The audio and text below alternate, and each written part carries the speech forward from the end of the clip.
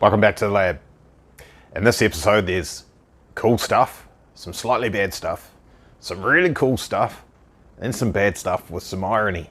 There's also a cool new hat, a new beanie, thanks to Bryony from Link ECUs. This is special, you can't have one of those. This is crew only, but I'm not crew, so it's super special. A while ago, this is in the background there, the little March. We did stuff and things with that. The stuff and things was relating to electricery. This. We took all these out, got rid of those, and we put a Link Razor PDM in there, which it's quite a bit of weight, complexity, all these connections and wires, lots and lots of them. Ditched all those, make it more betterer. And it was much more betterer. There was a little quirk, because we were doing something that was a little bit outside of the box. Here's the install here. We weren't too far out of the box. Everybody agrees it should have worked. It didn't quite, but it does now. So the battery in this thing, battery as some people call it, because I don't know what a battery is, but it's a battery. Lives in the front. This is way over there. There's a big power cable that runs through here, way over to there, to the alternator. Cable comes from there, comes all the way through to there, to the PDM. So that's a huge distance of wiring. I could perhaps try and shortcut all that and run this power cable for the PDM through here, through the firewall to the battery. But passing big power cables unfused long distances through car, want to try and avoid, and we definitely have to go from the battery to the starter motor and the alternator. So then the shortest distance to get to the PDM from those points that we definitely have to do is just through here like this. So I did it like that. Then what happened is I was trying to run the engine cooling pump in the front here on a PWM system, pulse width modulation, little bursts of electricity every now and then, determines how fast the motor spins around.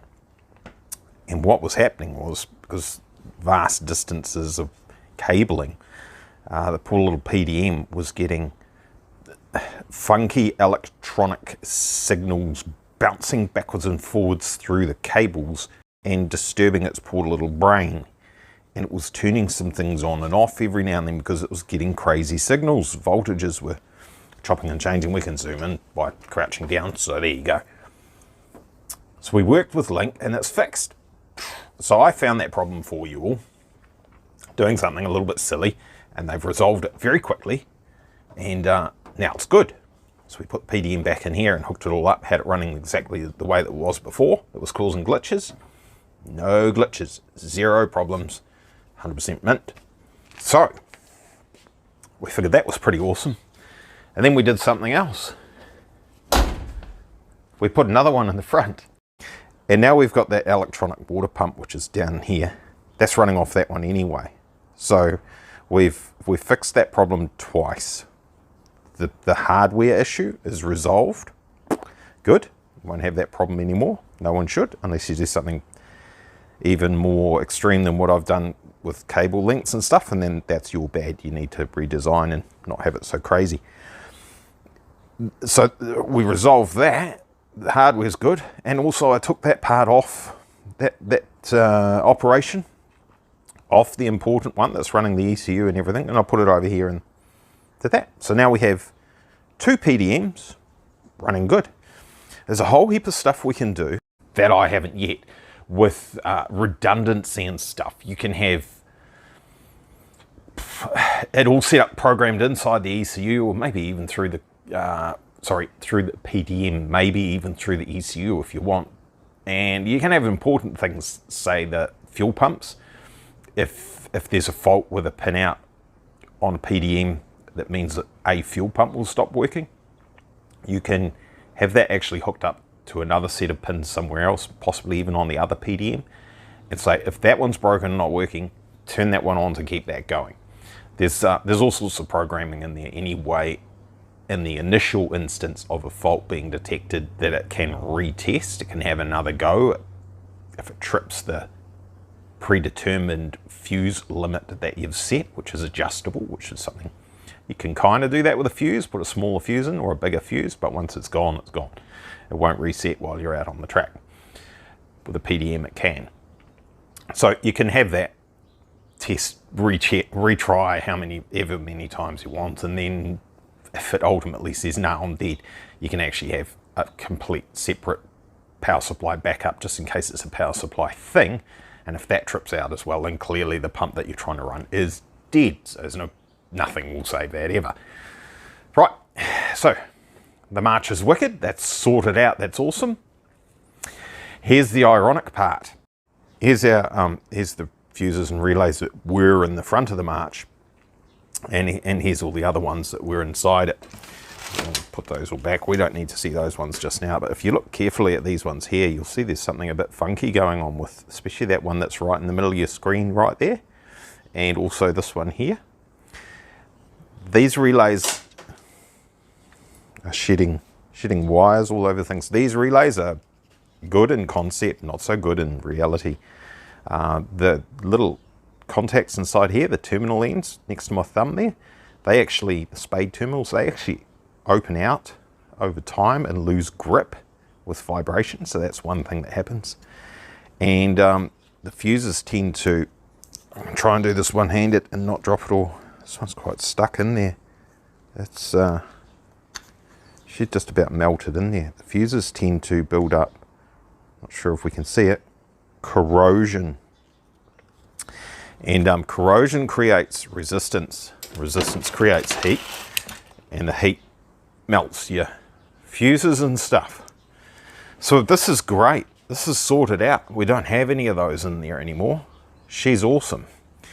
Unfortunately, this thing out here that I've been driving around in for 6 or 7 years, you can already figure it out, can't you?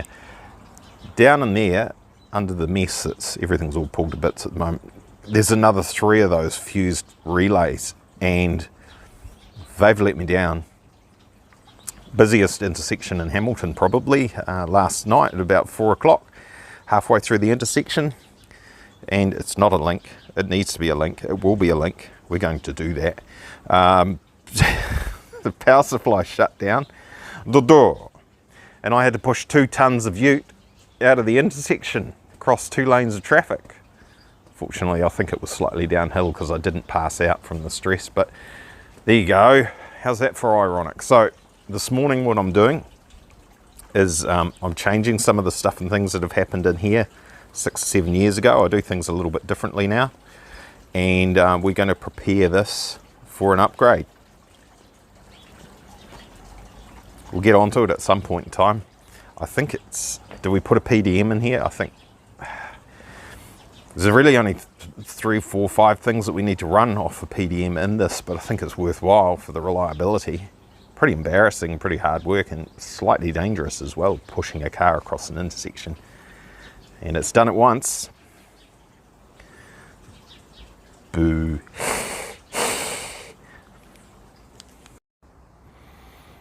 Right, so I ran out of time the other day. It's Friday now, and I've been doing stuff and things on that one up there. It's got a new radiator in it. So I've come back to this just to, I probably should clip that in so it doesn't rattle. Yeah, I'll do that. Just to tidy it up for in the meantime fix. These are obviously not enjoying the environment that they're in the engine bay. It shouldn't be an issue in my opinion, but clearly they're designed to be inside the car, I guess, to run things on the other side of the firewall in a very dry, protected environment. They're not, well, I haven't read the package actually, to be honest, haven't seen one in a while. I don't think they're sold as being waterproof or anything like that, or dustproof, although you'd think they probably should be, but they're not, clearly. So, self-explanatory really. I've taken them from their little bracket that was here. Where are they? They're there somewhere. Not they're behind all the pins for the ECUs and stuff and things. There they are. Those are 3 that died. Look, there's no sign of, there's focus. Come on. No sign of heat on those fuses, so we haven't had the thing where it's drawing a lot of amperage and causing issues that way. We'll use my big fat tummy to hold it. Not particularly nice looking fuses. Certainly looks like there's been some arcing carrying on that one, doesn't it? Fuses are supposed to be able to just slot into things like this and be in the engine bay and not really have an issue. That one's, yeah, it's not terrible.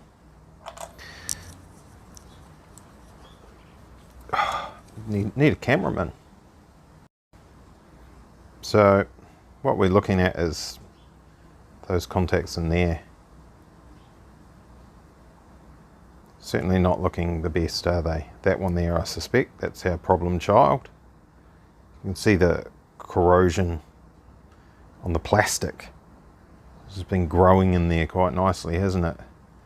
So that would have been, this is the one for the fuel pump in the middle here. It doesn't look terribly happy. One side's worse than the other. That's electrolysis and all that sort of carry on doing that sort of thing. And that there. So we'll put them in a drier environment. See if that helps out. Contacts on this side really look like they should have caused any major problems. That one's probably sketchy. The rest are all okay. I strongly suspect this one here has caused our problem. If either of these go, the car doesn't run. So one's supplying power for the ignition, one's supplying power for sensors and all that sort of carry on. It's just the way the M-tron's set up. We'll do that differently with the Link. And either of those will cause it to stop. So there's no actual redundancy there. It just makes it twice as likely to fail. So I suspect it was this one on the end that caused the problem. And of course, just a jiggle of the fuse resolved it. Now that used to live down just below here. Used to go onto a bolt that's on the side of the thing there. So it shouldn't have been getting wet as such, but just a lot of humidity, a bit of moisture and stuff in there, and that's been enough. They don't like it. So that's fixed for now. That will, they're not properly mounted, they're literally just jammed in there, so they're nice and dry, protected from the environment a bit more than what they were before, and that should see us right in the meantime. There's a whole heap of tidying up to do with the harness in here, but I'll deal with that hopefully when we put a link in there. That M-tron's for sale if anyone's interested. Hit me up. Look at that. Doesn't that look good? So much better than all those relays. Can't really have a shorter power cable than that, can you?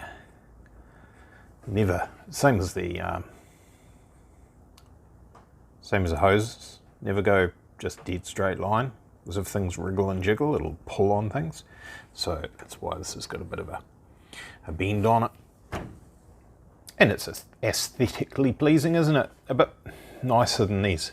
Unfortunately, these two fuses behind my hand there, they had to run our power steering pump, electro-hydraulic power steering pump, which I may ditch to take the load off the electrical system and put a mechanical pump on the engine. But that's stoked with that.